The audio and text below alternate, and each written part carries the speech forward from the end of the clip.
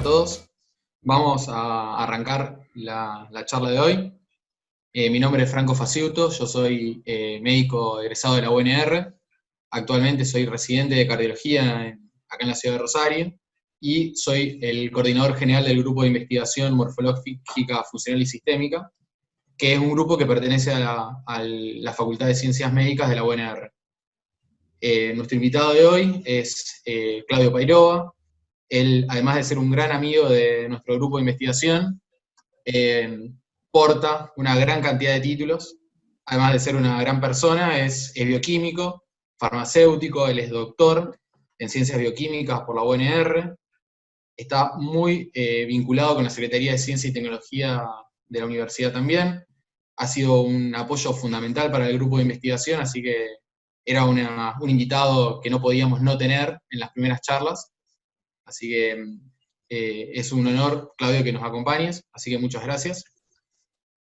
La idea de la charla es ir pasando, junto con Claudio, por la historia de la comunicación de la ciencia acá en Rosario, cómo arrancó y dónde estamos actualmente, hasta llegar a la comunicación actual del COVID a nivel ciudad, provincia, a nivel país y a nivel mundo, ¿no?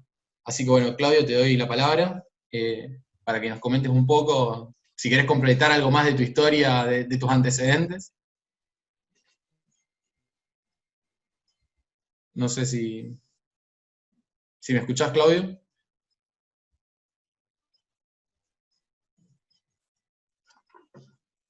Creo que tenemos algún problema técnico, no sé. Bueno, estaba perdiendo un poco y me aparece un mensaje de que el ancho de banda de la red es bajo, así que bueno, veremos. No sé si es mío, no sé de dónde es. Bueno, muchas gracias a todos por venir, veo muchas caras conocidas. Gracias Franco y gracias a todo el grupo del IMOFIS por la invitación. Y bueno, yo tengo hecho un pequeño machete, como le comentaba a Franco, de algunas cosas sobre las cuales me gustaría hablar, pero vamos a ir haciendo algo más fluido, algo no muy estático, y bueno, y las cuestiones van a ir surgiendo a medida que vayamos charlando. Perfecto. La idea de que nuestra charla tenga aproximadamente una duración de 1 hora. Se pueden ir haciendo preguntas. Compañeros del equipo de IMOFIS van a estar leyendo, van a actuar de moderadores, y cualquier pregunta que se vaya armando en el grupo, pues la vamos a ir charlando con Claudio a medida que vayan surgiendo. Una de nuestras como preguntas disparadoras para Claudio es ¿cómo ves actualmente? Vamos del presente y vamos un poquito para atrás también después. ¿Cómo es la actualidad, la comunicación de la ciencia que está teniendo la ciudad de Rosario con el tema de coronavirus? Yo creo que Rosario está bastante bien posicionada acá en el tema de comunicación de la ciencia. Hoy, mientras estaba armando la charla, estaba pensando en nombres, ¿no? Tenemos, por ejemplo, a Florencia O'Keeffe, que es una lista de salud del diario La Capital. Tenemos a Antonio Capriotti, que es un comunicador que también está en cable y en radio. Tenemos gente, por ejemplo, que también publica en el suplemento de Rosario 12. La ciencia está presente con respecto a lo que venía viendo en los últimos años. Yo creo que tenemos un gran avance de presencia de comunicadores científicos. De todas maneras, cerrando tu pregunta, Franco, en Rosario estamos bien posicionados. Creo yo, escribo en Rosario 3, tengo un blog también que lo mantengo. O sea que hay un movimiento de comunicación de la ciencia interesante en Rosario. Lo que yo también me pregunto a veces, estamos alcanzando un techo y uno es algo que siempre tiene que preguntárselo. hacer este ejercicio de cómo estamos posicionados. Yo creo que todos formamos parte de un sistema y que al sistema en general, a todos los sistemas les cuesta cambiar los hábitos culturales. Entonces, a veces el sistema, en su necesidad de mantenerse, va a ocurrir hasta un cierto punto. ¿A qué me refiero con esto? Que tenemos que estar atentos de que, si bien ha habido un avance de la comunicación de la ciencia, hay que estar atentos a que ese avance no quede estancado, porque el sistema es como que sí, se habla más de comunicación de la ciencia, hay más comunicación de la ciencia en los medios, pero no es suficiente todavía. Falta, y como lo estamos viendo ahora con el tema de la pandemia de COVID-19, hay un montón de cosas que están saltando, que se están poniendo en evidencia, y gran parte de eso tiene que ver con una falta de cultura científica en general de la sociedad, donde obviamente también los comunicadores tenemos que reevaluar cómo venimos trabajando y lo que venimos haciendo. El tema es muy amplio, obviamente. Yo hoy lo estaba pensando y esto empieza a tener disparadores y aristas para muchos lugares. El tema de la cultura científica de un país no depende únicamente, obviamente, de los comunicadores científicos, si bien contribuyen. También tendríamos que ponernos a hablar de cómo es la educación en ciencias en la escuela primaria, en la escuela secundaria. Yo creo que también se ha avanzado en ese campo, pero bueno, faltan cosas, y eso se nota mucho ahora en tiempos de pandemia. Yo lo que he notado es que se ha ido capacitando aún más la comunicación de la ciencia. No es simplemente comunicar o transmitir una información, sino que, bueno, por lo menos en tu caso, que capaz nosotros tenemos más llegado a vos, vemos una interiorización y una profundización en el tema. ¿Eso es algo que vos has visto que ha cambiado a lo largo del tiempo o siempre fue así?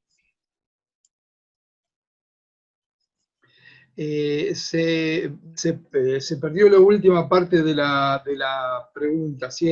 ¿Qué es lo que cambió a lo largo del tiempo? El tema de cuando la comunicación de la ciencia antes daba la impresión de que era solamente transmitir o comunicar o transcribir información. En tu caso, cada vez que hemos charlado, que nos ha hecho una entrevista al grupo, hemos visto una profundización en el tema por parte tuya, que la verdad a nosotros nos gusta porque sentimos que estamos hablando del mismo tema y no es solamente transmitir un mensaje. Como que lo apropiás vos y investigás sobre el tema. Eso es lo interesante. Mira, yo acá estoy consultando mi machete. Yo creo que antes, cuando uno hablaba de comunicación de la ciencia, con decir que el comunicador tenía que simplificar los conceptos, era algo que era importante, que aportaba. Hoy eso ya no es suficiente. Yo estaba viendo cuáles eran los roles. Escribiendo hoy empecé a escribir los roles de investigador, y el investigador, el comunicador tiene un rol, obviamente, justamente de comunicar y de simplificar. Ahora hay muchas otras cosas que un comunicador científico puede hacer. Primero, tiene un rol de articulador. ¿Por qué? Porque es a quien le podemos preguntar que recomiende sitios o más confiables para saber de un determinado tema. Yo tenía un amigo que decía, lo importante no es saber hacer algo, sino saber quién lo hace. Entonces, si yo como no sé de un determinado tema, puedo, por mi labor, por mi manejo del campo, digamos, de la comunicación, sobre todo en Rosario, derivarte a alguien que te pueda orientar, alguien que esté trabajando en determinado tema. Entonces, ya vamos con dos roles del comunicador. Un rol de comunicador en sí, que es un poco simplificar los conceptos sin perder exactitud para que la gente los entienda. Un rol de articulador. Un rol de analista, que por ahí era un poco lo que vos estabas diciendo. Todo conocimiento científico se da en un contexto. Tiene una implicancia social. Nada ocurre porque sí, o un conocimiento que llega. Hay tantos temas, sobre todo en el tema salud, en el tema de medicina, se me ocurre el tema de la clonación, el tema de la edición génica, que es un tema que se viene manejando. O sea, no es únicamente el éxito de una técnica, lo podemos hacer, es qué conlleva ese lo podemos hacer. En temas que tienen que ver con la salud. Y hay otro rol que yo le puse, es un cuarto rol del comunicador científico, que es, a falta de una mejor palabra, se me ocurrió hoy, me podrán disculpar, buscaremos otra mejor, sino, que es el rol de detective. ¿Y a qué me refiero con eso? El comunicador científico conoce el ambiente, o tiene que conocer, o tiene que estar constantemente informado de cuál es el ambiente científico en el cual se está moviendo. Yo estoy hablando en este caso de la ciudad de Rosario. Cada ciudad, cada localidad tiene que tener un comunicador científico que maneje y sepa quién es quién, digamos, en qué se está trabajando, cuáles son los temas, cómo es la estructura científica. O sea, en Rosario, por ejemplo, tenemos una universidad nacional que tiene 12 facultades, hay 13 institutos de doble dependencia, universidad CONICET, hay distintos centros de investigación. Bueno, la persona, el comunicador científico, tiene que saber eso. Tiene que por lo menos saber quiénes son las cabezas y quiénes son los investigadores que están en cada lado. Y yo digo que tiene que saber todo eso, no solo por lo que va a escribir, sino por lo que nunca va a escribir. Bien. ¿Por qué? Bueno, porque, por ejemplo, uno se puede encontrar con que entrevista a un determinado investigador y le dice, nosotros somos los primeros que estamos trabajando en este tema.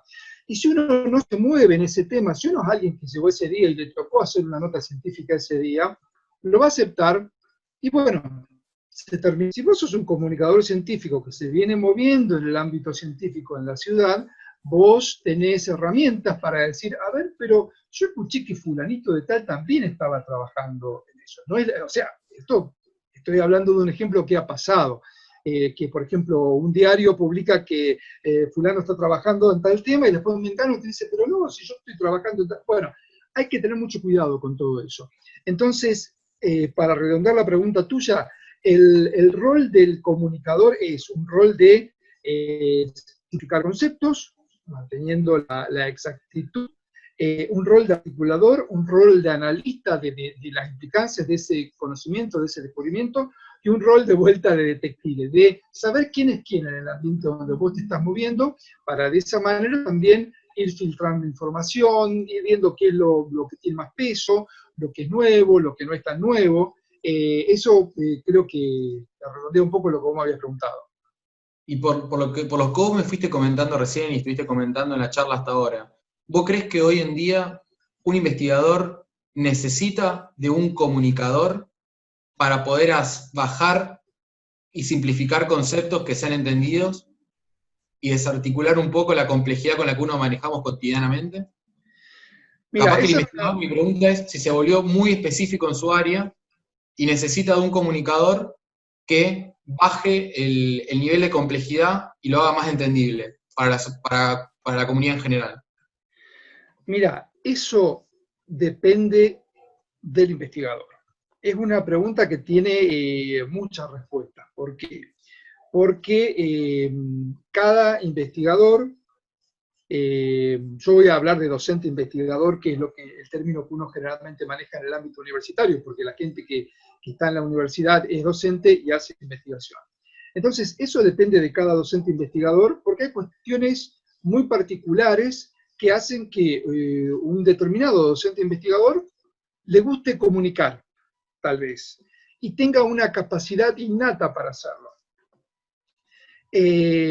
Si ese es el caso, bueno, esa persona va a estar en una posición donde le va a dar una clara ventaja, porque yo creo que hoy en día todos los docentes investigadores tienen o que comunicar ellos mismos, o bien tener a alguien que comunique dentro del grupo de trabajo, dentro del grupo de investigación. Si vos no contás lo que estás haciendo, hoy en día vos no existís. Es tan simple como eso. Por eso la gente, estamos también en un cambio generacional, hay gente de mayor edad que por ahí tal vez es un poco más reticente a todo esto, a las nuevas tecnologías que ya no son tan nuevas. Yo en esos casos recomiendo por ahí que como parte del equipo de investigación se designe a una persona, tal vez más joven, que le interese, que pueda manejar el tema de redes. Entonces, el investigador tiene que comunicar. Si no puede comunicar porque no le gusta o porque se siente que no está capacitado, tiene que designar a alguien del equipo de comunicación. Hay toda una distintas posiciones, digamos, con respecto a esto. Yo me he encontrado con algunas cuestiones que yo en principio creí que eran planteos que en realidad se estaban haciendo de manera jocosa o en broma, pero después me di cuenta que no, que hay gente que realmente lo piensa. Hay gente que piensa que los investigadores no tienen que comunicar y que el que tiene que comunicar es el periodista científico. Yo, desde mi posición en mi trabajo en la universidad, siempre he estimulado a que los investigadores comuniquen. Es imposible que haya una competencia entre los profesionales. Hay tanto que comunicar que es imposible que porque alguien comunique un tema, otra persona no lo pueda hacer. Yo creo que hay campo de acción para todos. Entonces, convocar a un comunicador científico es una opción, en el caso de que el equipo de investigación sienta que es algo que lo excede, que lo sobrepasa, que no tiene tiempo, no problemas, siente que lo que están comunicando no es suficiente, que no pueden llegar a los medios, o que falta relacionarse. Bueno, ahí podemos convocar a un comunicador científico. Es una opción totalmente válida, es una de las opciones que se presentan. Bueno, de vuelta, para redondear la pregunta, entonces sería o que comunique el investigador, la investigadora, o que comunique a alguien del equipo de investigación, o que se convoque a un comunicador científico, porque, como vamos a ir viendo después, tal vez me gustaría por ahí que lleguemos a ese punto, porque es algo que yo también estuve investigando.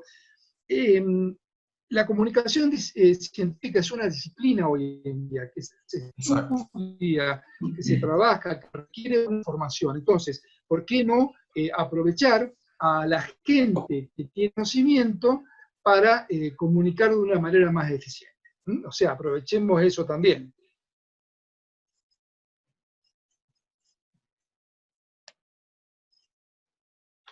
Claudio, te hago otra pregunta. Contanos un poquito cómo fue que arrancaste vos con el tema de la comunicación.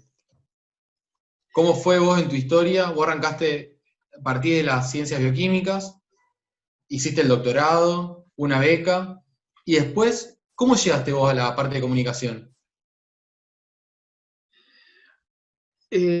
Bueno, yo después de que, como vos dijiste al principio, yo de formación soy bioquímico y farmacéutico, en la Facultad de Ciencias Bioquímicas y Farmacéuticas de la Universidad Nacional de Rosario, me convocaron de uno de los institutos de investigación que funciona dentro de la facultad, que es el CEFOBI, el Centro de Estudios Fotosintéticos y Bioquímicos. Y bueno, yo hasta ese momento no se me había ocurrido nunca hacer investigación. Yo ya, habiendo ingresado a la carrera de bioquímica, me veía trabajando en un laboratorio. Y bueno, eso fue cambiando. Una carrera que para mí es apasionante y que yo amo, tiene muchas salidas laborales. Una es ir a trabajar a un laboratorio, pero también se puede hacer investigación. Yo hice investigación, me terminé metiendo en la parte de plantas, yo terminé, investigué trabajando en maíz. Cuando yo me doctoro, como hacíamos todo en ese tiempo, y bueno, ahora también las cosas no han cambiado, se escribía mucho a muchos lugares para conseguir una posición donde ir a hacer un postdoctorado. Conseguí para ir a trabajar a la Universidad de Stanford, en California. Seguí trabajando en maíz, pero con una genetista. O sea, yo venía con más experiencia en un tema que era proteínas, y la genetista justamente manejaba más la parte de genes. Esto fue año 97, era pleno boom de la biología molecular, con un montón de técnicas que permitían generar nuevos conocimientos. Bueno, fuimos para allá, estuve trabajando 3 años en el laboratorio de Virginia Walbot. Fue una experiencia hermosa, pero a medida que se acercaba el fin de mi estadía como postdoc, yo me di cuenta que en el futuro yo me iba a terminar alejando de la mesada.